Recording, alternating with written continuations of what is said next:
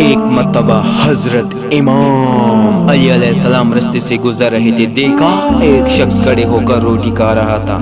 بس امام علی علیہ السلام قریب گئے اور فرمانے لگے، اے بندہ خدا، اللہ تعالیٰ نے رزق میں رحمت برکت کو پوشیدہ کیا ہے۔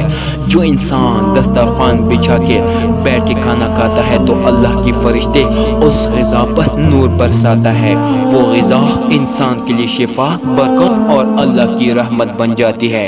امام علی علیہ السلام نے یہ بھی فرمایا کہ میں نے اللہ کے رسول سے سنا، کھانا کھانے کا وقت اللہ تعالیٰ انسان کا وقت زندگی میں شمار نہیں کرتا اور گزارنے والا وقت عبادت کے ساتھ رکھ دیتا ہے۔